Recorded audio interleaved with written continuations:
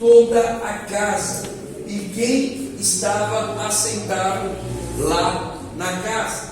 Todos foram cheios do Espírito Santo de Deus. Aleluia. Só que isso, irmão, para eles era algo importante. Mas o que chamou a atenção de outras pessoas, porque ali era a festa do Pentecoste, então vinha várias pessoas de outras nações para participar da festa, que de repente eles começaram a falar línguas repartidas, o que para nós hoje é língua estranha. Glória a Deus. Para nós é língua estranha. Só que as pessoas que ouviam, Roberto, por exemplo, você tinha, vou dar um exemplo bem pálido aqui para a gente entender. Você tinha inglês, você tinha francês, você tinha espanhol, você tinha iraquiano. Só que as pessoas, os discípulos que receberam o poder, começaram a falar nas línguas nativas que aqueles homens presenciaram aquilo. Isso despertou a atenção ao ponto de eles falarem: mas como é que pode? Eles estão falando nas nossas línguas. E isso até traz uma questão, um debate muito grande, se de fato existia a glossolalia, que era a forma que nós conhecemos de língua estranha, que é aquela língua que a gente é tomado e falamos. Há um debate muito grande, porque uns acreditam que é a língua nativa de fato, e outros acreditam que é a língua estranha, que é quando a gente é tomado pelo Espírito Santo, e quem sabe disso sabe muito bem como é que é esse negócio. É muito bom, sim ou não? Sim. É muito bom, mas isso não vem ao caso, irmão. O que de fato a gente tem que se prender aqui, se você puder me dar o retorno, eu te agradeço, te dar um abraço depois, é que a promessa foi cumprida, sim ou não? Só que a promessa dizia que não é só para os discípulos, era para os filhos dos discípulos, glória a Deus, era para os netos dos discípulos, era para todos os servos de todos os continentes até os confins da terra. Aleluia. Só que de repente as pessoas que estavam ali vendo aquela cena começaram a questionar. Obrigado, Lúcio. Começaram a questionar: esses homens estão loucos? Ô irmão, era a terceira hora do dia. Qual era a terceira hora do dia? Qual era a terceira hora do dia? 9 horas da manhã. Terceira hora do dia. A primeira 6 horas, a segunda 7, 8, 9. 3 horas é a 9ª hora da tarde do dia. Mas a gente sabe que quando nós vamos estudar, e aí Pedro se apresenta, eu estou devagarzinho, irmão, para nós chegarmos lá.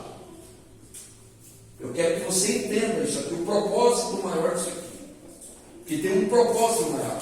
E no culto de ensino a gente precisa detalhar essas coisas para a gente aprender. Começaram a questionar: esses homens estão embriagados. Mas era a terceira hora do dia. Eles nem tinham tomado a primeira refeição. Agora aqueles homens começam a questionar: estão ficando loucos esses galileus. Além de falar as nossas línguas, agora estão sendo tomados aí e estão embriagados. Essa hora do dia.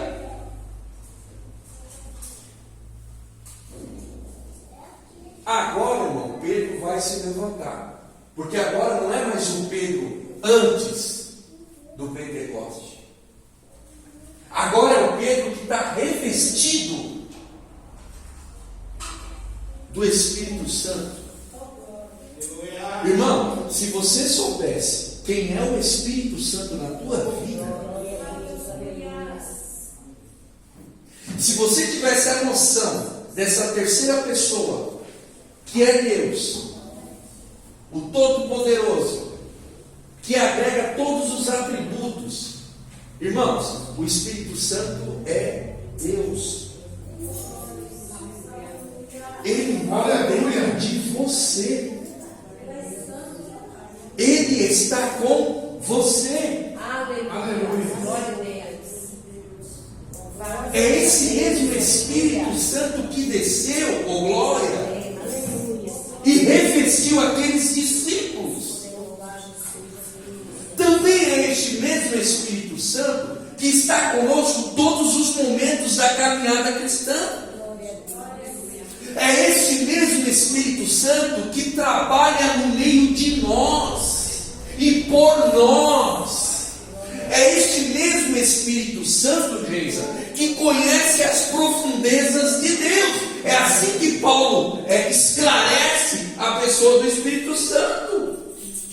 Ô irmão, você tem noção do que é conhecer as profundezas de Deus?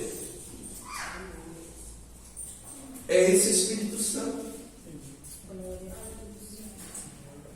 Irmão, se nós soubéssemos a importância disso, é claro que a gente fala isso de uma forma não pejorativa, mas de uma forma mais retórica.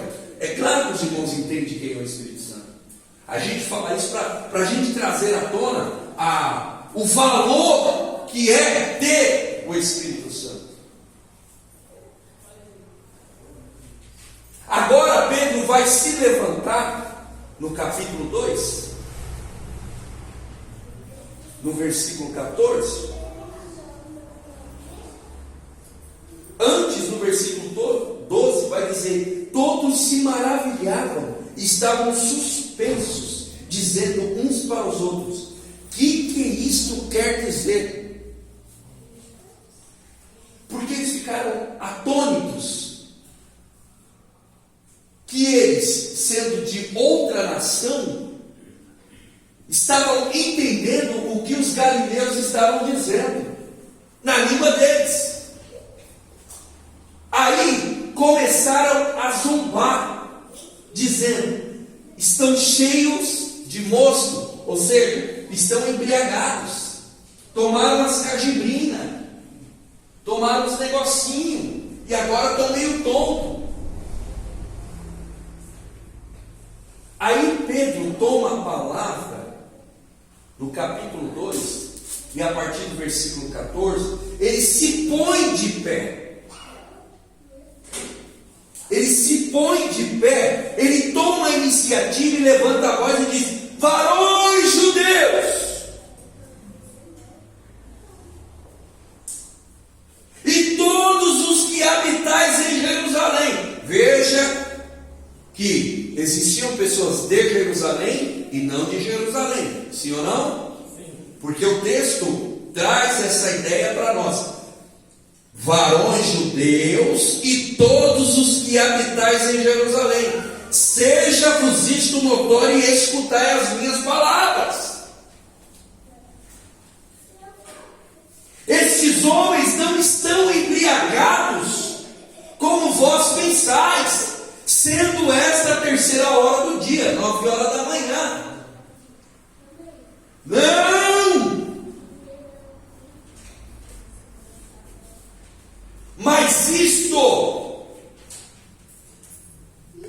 é o cumprimento daquilo que Joel há anos atrás já havia predito. Que nos últimos dias Deus derramaria do seu Espírito Santo sobre toda a carne. E os vossos filhos, isso é Pedro dizendo para eles, e as vossas filhas profetizarão, os vossos jovens terão visões, os vossos velhos terão sonhos. Pode passar. E também o Espírito Santo derramaria sobre os servos e as servas naqueles dias, e profetizarão. Então Pedro começa a discorrer para aqueles homens o que de fato estava acontecendo. E aí mais para frente podemos dividir esses versículos do 14 até o 36. Primeiro ele fala para os varões judeus, agora ele fala para os varões israelitas, a partir do 22. Ele diz: varões israelitas, escutai estas palavras. Agora a conversa é para os de dentro. A Jesus Nazareno, homem aprovado por Deus entre vós com maravilhas. Ele está dizendo, sabe, é o Jesus? O Jesus, o Nazareno, que seguimos ele. Agora Pedro começa a discorrer para eles o que de fato estava acontecendo. Porque por mais que eles presenciaram o ministério de Jesus, o trabalho de Jesus, os milagres que Jesus operava, mesmo ele dizendo que morreria e ressuscitaria ao terceiro dia, mesmo ele sabendo que Jesus ressuscitou, Pedro ainda falava porque eles não acreditavam no que estava acontecendo. E agora ele começa a dizer: o Jesus o Nazareno aprovado por Deus entre vós, com maravilhas, prodígios e sinais, que Deus por ele fez no meio de vós, como vós mesmos bem sabeis. Veja que agora Pedro está dizendo para o povo que sabe. Sabe, irmão? Eu já tenho que aplicar, eu não queria aplicar nada agora. Porque tem gente que sabe o que Deus tem para a tua vida. Aleluia! Tem gente que sabe, irmão, da promessa que Deus tem para a tua vida. Aleluia! Mas duvida, não acredita.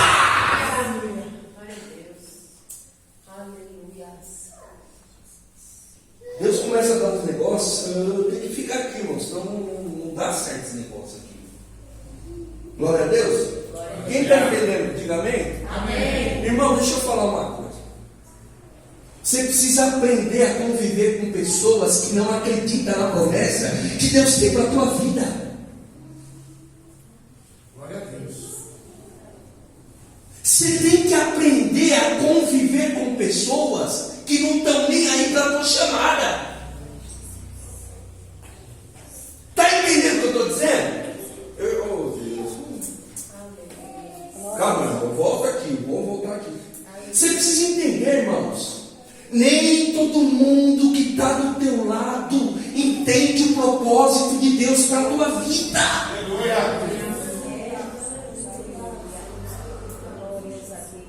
Irmão, nem todo mundo vai entender o propósito, a forma que Deus te usa na obra. Vai questionar. Você está vendo no texto.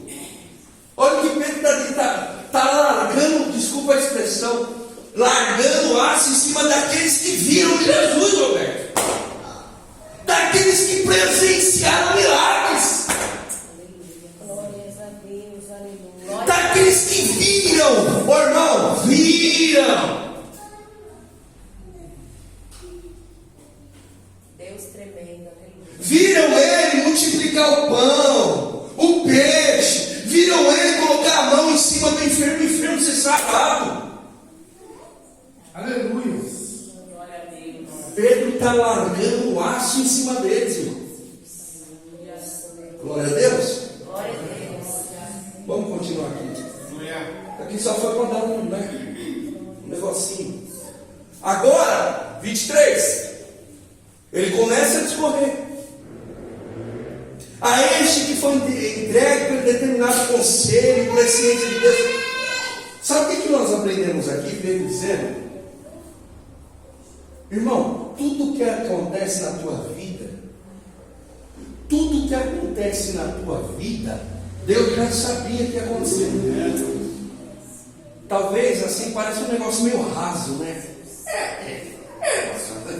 Legal. Não, irmão. O que Pedro está dizendo é que já estava anotado antes da fundação do mundo que Jesus seria rejeitado, que Jesus ia ser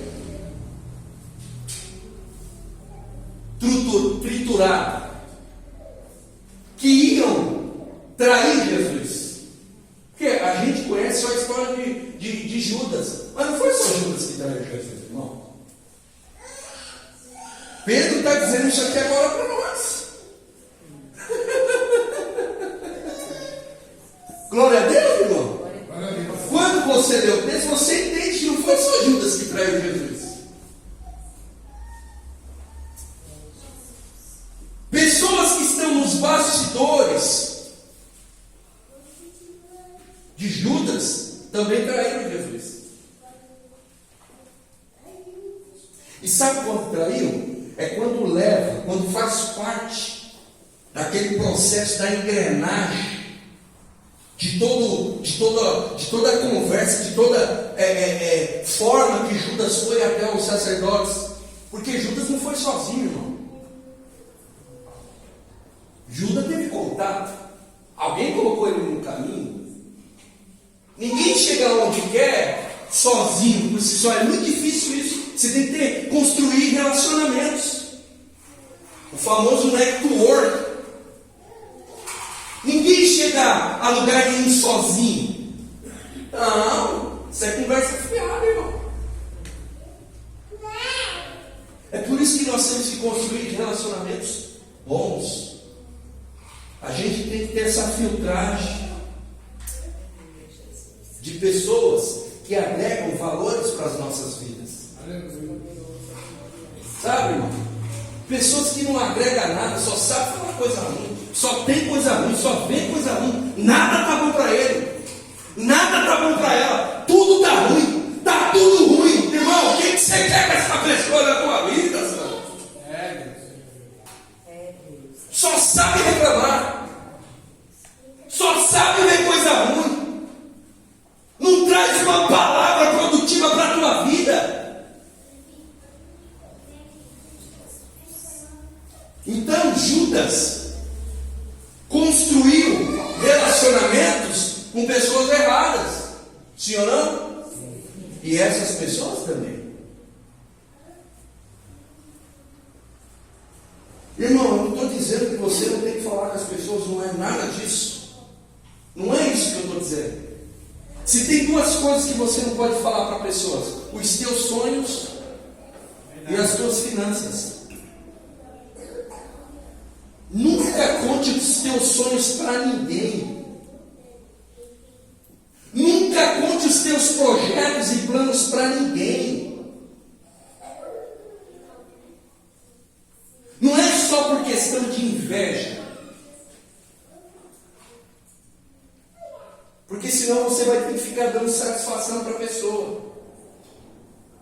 Porque uma hora ou outra a pessoa vai dizer: e aquele sonho lá?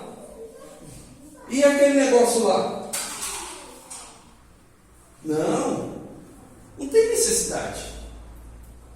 Mas voltando para cá, Judas constrói um relacionamento e essas pessoas também, ao ponto de não acreditarem, porque sabiam, o texto diz isso, sabiam quem era Jesus, mas tudo isso fazia parte do quê? Do plano de Deus. Isso se chama presciência de Deus, ou seja, Ele sabe antes o que vai acontecer. Existem duas coisas: presciência e onisciência.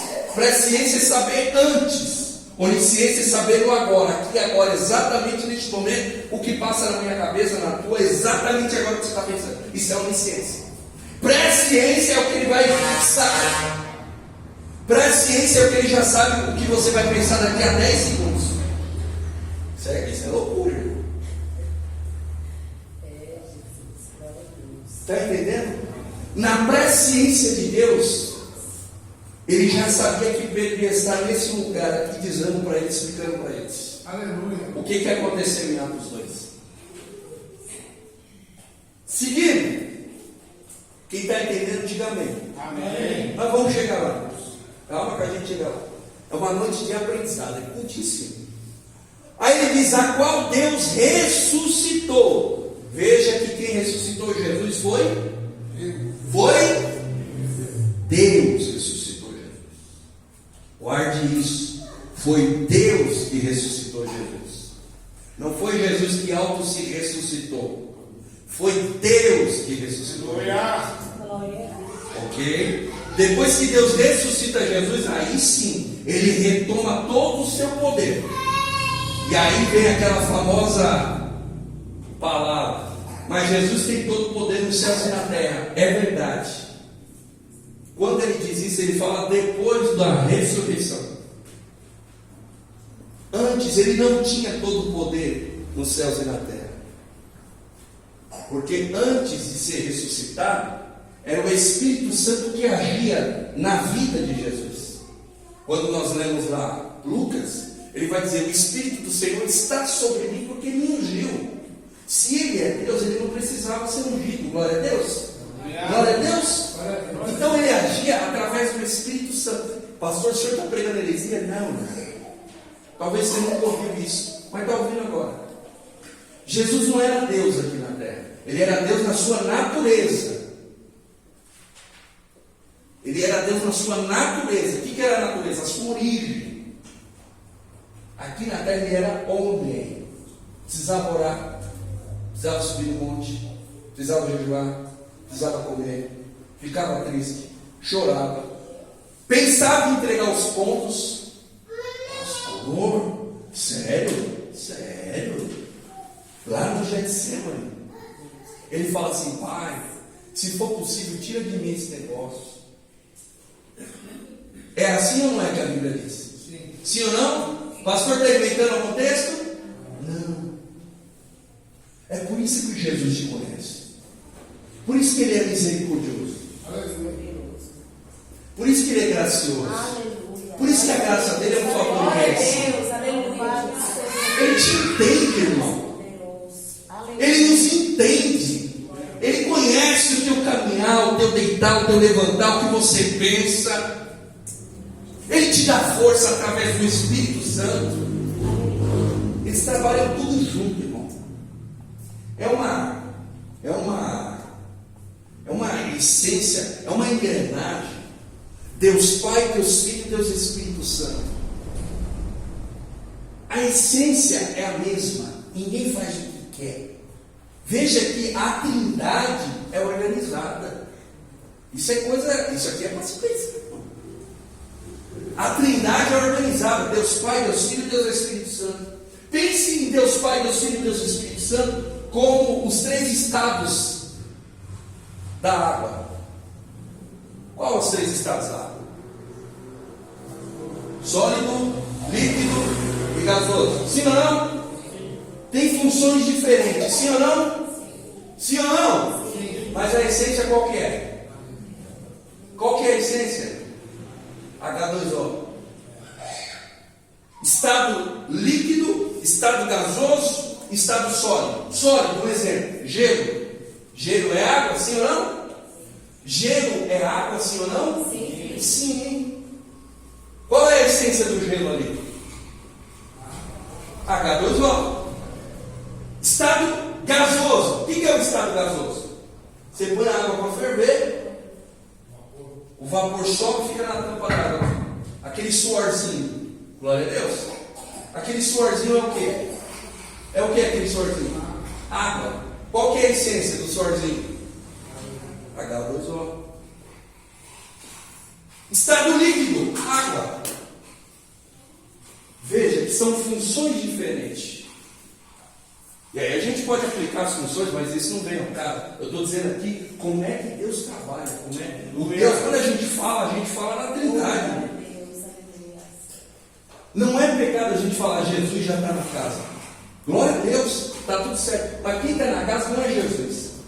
Quem trabalha na casa é o Espírito Santo. Porque Jesus não está aqui. Jesus está no céu, à destra do Pai. E não é errado, pelo amor de Deus. Isso é questão de estudo, de aprender. Está tudo certo. Porque não é pecado nós falar: Deus está aqui, Jesus está aqui. Não, claro que não. Deus está aqui porque o Espírito Santo está dentro de você. Isso é uma loucura, não é não? Sim ou não? Sim ou não? Sim. Mas dá para entender, dá ou não dá? Dá ou não dá? Deus trabalha, irmão. Mas vamos voltar para cá? Veja que a Trindade é organizada.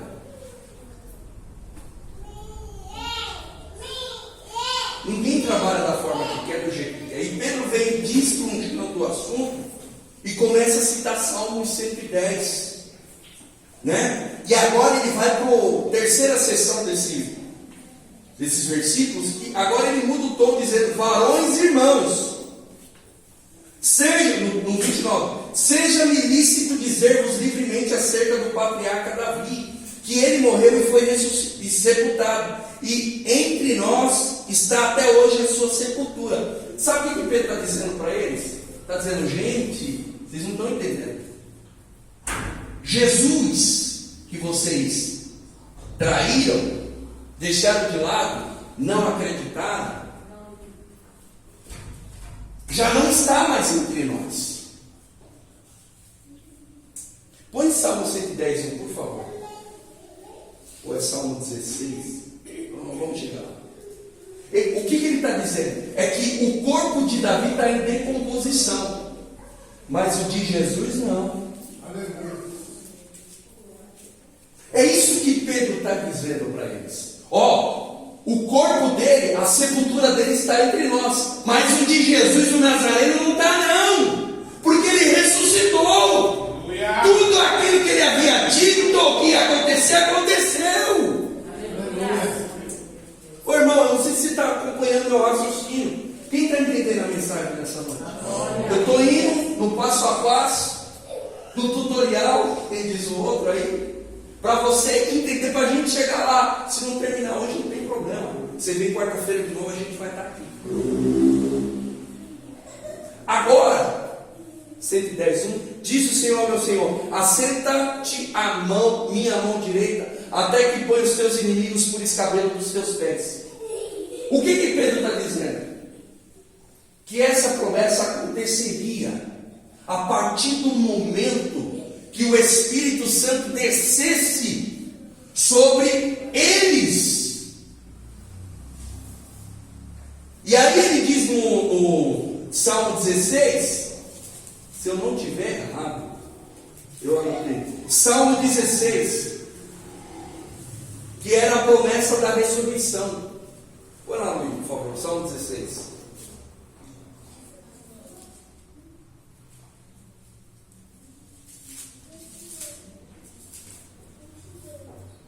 Sendo, pois, ele profeta, sabendo que Deus lhe havia prometido com juramento que do fruto de seus lombos, segundo a carne, levantaria o Cristo para o assentar sobre o seu trono.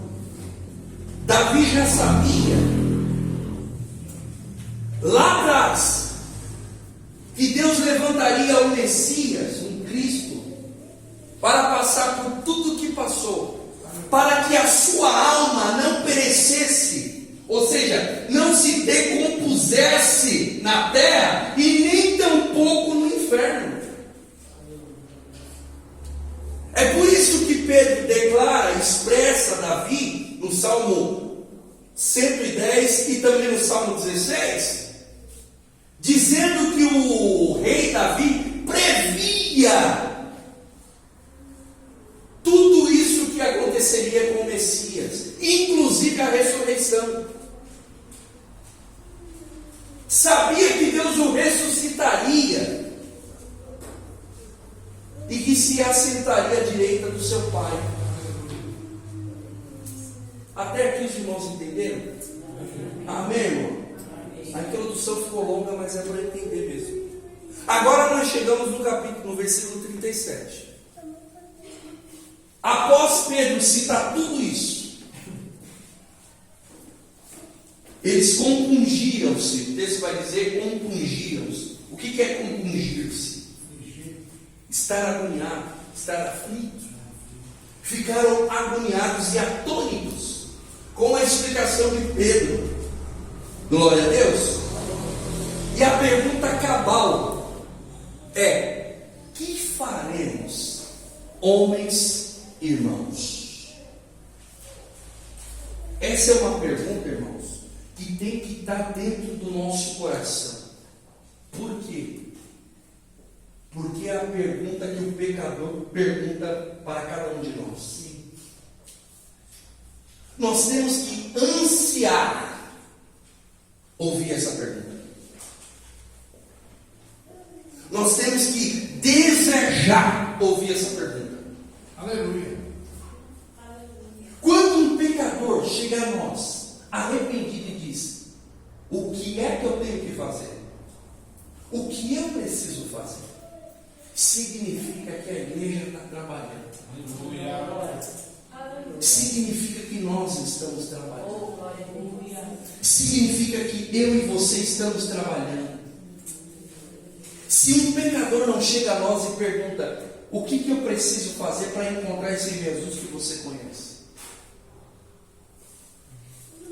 Qual que é o propósito da igreja? Qual que é o propósito da igreja? Qual foi a maior missão que Jesus deu aos discípulos? Ide, fazer discípulos, pregar o Evangelho a toda criatura, batizando-as em nome do Pai, do Filho e do Espírito Santo. Aleluia a Deus. Pedro foi direto, claro e objetivo: arrependei-vos e seja batizado.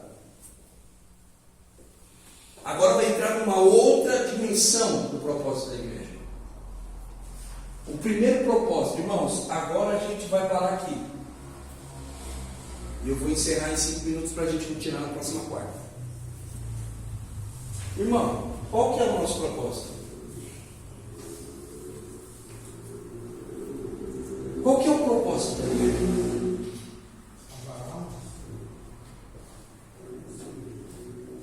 A igreja salva almas, não contradizendo o Roberto. Qual que é o propósito da igreja? Levar a palavra de Deus. Levar a palavra de Deus. Pregar a palavra de Deus. Mas, irmão, a gente, quando fala isso, parece algo meio mecânico. Mas aí você tem muitas coisas que estão pormenores, que estão entrelaçados com essa ideia de pregar o Evangelho. Quando nós vamos ler um pouquinho mais para frente, nós vamos ver que a igreja estava basificada em alguns pilares. Ela estava em cima de uma base, de 2, de 3, de 4 bases fundamentais para o crescimento e expansão do Evangelho do Reino. Quando você vê no capítulo 2, no versículo 42, você vai ter pelo menos 4 pilares. E nós vamos falar isso mais pra frente. Mas eu só quero trazer aqui para você entender. Primeiro pilar, 42. Vamos até a primeira vírgula. 1, 2, 3. Perseveraram na doutrina dos apóstolos. Para. Primeiro pilar. É uma igreja que perseverava no ensinamento. É uma igreja que desejava aprender a palavra. Porque eu só posso ensinar aquilo que eu sei. Glória a Deus, irmão. Aleluia. Glória a Deus. Glória. Sim ou não? Veja que é uma igreja primitiva. Olha os fundamentos, olha os pilares que a igreja primitiva cresceu. No ensinamento dos apóstolos. Irmão, esse é o primeiro pilar da nossa vida. Querer conhecimento através da vida de homens e mulheres de Deus, que têm vida consagrada com Deus, que conhecem a palavra de Deus e que praticam a palavra de Deus. Aleluia. E aí nós podemos trazer aqui referências. Irmão, qual que tem sido a sua referência hoje? Mas vamos, deixar isso mais claro. Segundo pilar, 1, 2, 3 e Na comunhão. bora. E na comunhão. Comunhão. Comunhão, a gente nem precisa fazer muita força para dizer o que é comunhão, irmão. Do grego, koinonia. Comunhão. Sabe o que Pedro está dizendo? Participação. Acolhimento. Era uma igreja acolhedora. Segundo pilar, é uma igreja que tinha comunhão. Porque a igreja que não tem comunhão entre os irmãos não é igreja, é uma igreja fadada ao fracasso. Igreja que não se sensibiliza com o próximo, que senta na mesma cadeira, no mesmo banco que você, é uma igreja que está fadada ao fracasso. Como é que eu vou trazer uma pessoa lá de fora e pôr aqui no banco, do lado do meu irmão, que eu não nem falo com ele? Tenho raiva dele. Estou amargurado com ele, tenho rancor dele, estou irado com ele. Igreja, na igreja primitiva, não tinha isso não, irmão. Veja, qual é o primeiro pilar? Qual é o primeiro pilar? Ensinamento. Estavam perseverantes no ensinamento. Irmão, isso aqui é sério. Eu ia aplicar, mas eu já vou falar para terminar. Irmão, você tem que guardar o que é saindo daqui de cima do altar. Perseverar. O que é perseverar? Repetição. Repetição. Eu quero aprender, eu preciso aprender. Isso precisa estar dentro de mim, porque isso faz parte de mim. Perseverar é repetir, constância. Igreja forte é a igreja que é constante no ensinamento, em querer aprender. Glória a Deus. Aleluia. Isso precisa despertar, esse desejo tem que brotar dentro da gente, irmão, e querer aprender a palavra de Deus. Foi para isso que nós fomos chamados. A igreja primitiva cresceu e se expandiu, irmão, não foi à toa, não. Existiam princípios e valores fundamentais e pilares que fazia com que a igreja crescesse e se expandisse. Aleluia. Comunhão. Terceiro, partir do pão. Sabe o que é partir do pão? É atender as necessidades do próximo.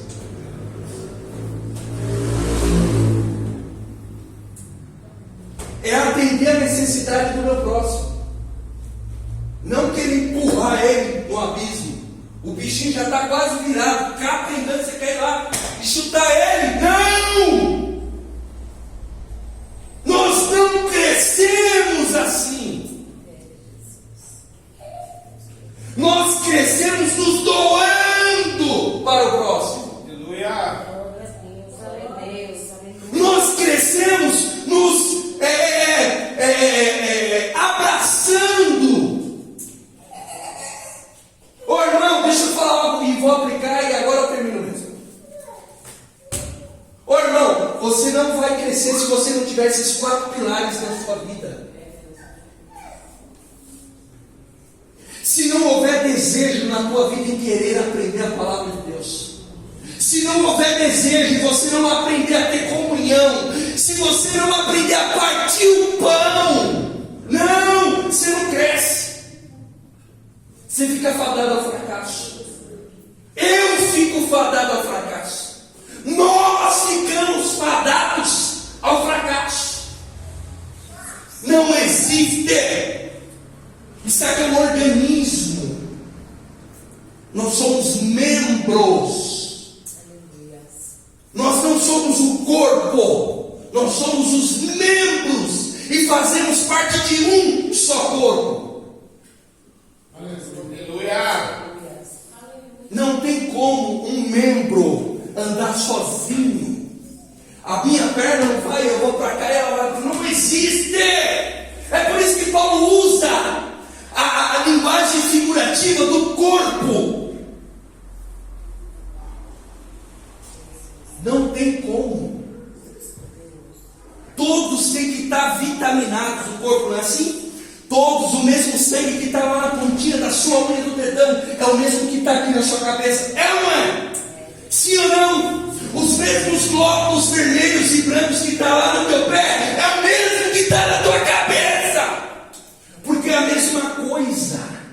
É o mesmo que está no dedinho, é o mesmo que está no coração, na costela, na bacia, nas coxas. É o mesmo. Não tem como ser independente. E nas orações, veja que está no plural. Por que está no plural? Por que está no plural? Também nas orações. E perseveravam.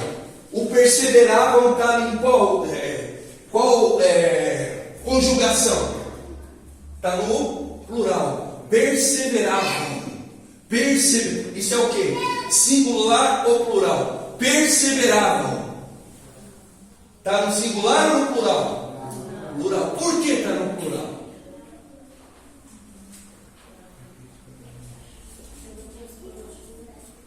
Porque todos oravam ao mesmo tempo. Todos oravam.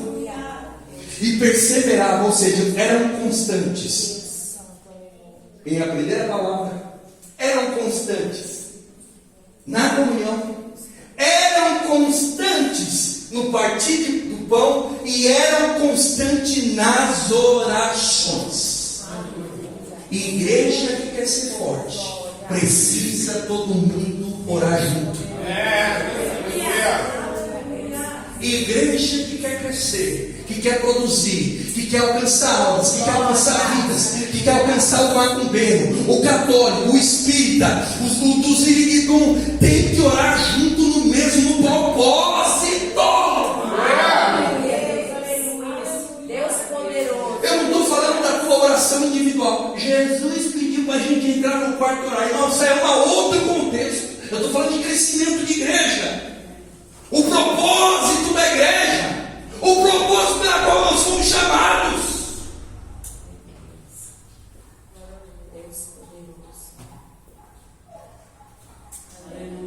Todos nós temos que querer aprender a palavra. Todos nós temos que nos esforçarmos para estarmos em comunhão. Todos nós temos que nos esforçar para partirmos o pão, ou seja, termos sensibilidade com o próximo. E todos nós temos que dar o mesmo propósito de oração. Foi para isso que Deus nos chamou. Foi para isso que Deus nos chamou. Se nós entendermos isso, ninguém segura nós, irmão. Pode se levantar governo de A, de B, de C, pode entrar socialismo, pode entrar ditadura, pode entrar comunismo, pode entrar o que quiser, mas nem as portas do inferno podem prevalecer contra uma igreja que está pacificada nesses pilares. Ninguém, irmão. Ninguém. E quando eu falo igreja, eu falo no contexto organismo e pessoal. Isso é o legal da Bíblia. Isso é o legal. Porque se fundamentarmos isso para a nossa vida, acabou, irmão. Não é picuinha que vai te derrubar, não. Você não vai deixar de vir para a igreja porque o negocinho aqui, mandou o negocinho aqui, tá legal, irmão. Deus abençoe, vamos orar e deixa Deus trabalhar. Deixa Deus trabalhar. Aleluia. Quando nós não entendemos isso, nos entristecemos. Ficamos tristes, amargurados. Caímos em qualquer coisinha, qualquer besteirinha, qualquer pontinho vermelho que acontece no meio do caminho. Qualquer coisa tira a nossa atenção. Igreja que não tem propósito, irmão. Vamos estar de pé. Igreja que não tem propósito, ela fica parando toda hora no meio do caminho. Guarde isso. Você precisa ter propósito na tua vida. Porque se você não tiver propósito, você vai parar por qualquer coisa. Porque quando você tem um alvo objetivo na tua vida, nada te impedirá. Pode até tentar, mas você está tão focado no teu alvo, no teu objetivo, que você vai com tudo até alcançar ele.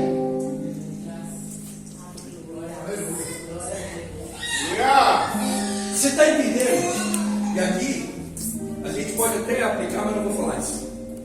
Senão vai demandar tempo. Eu vou orar e a gente já vai embora.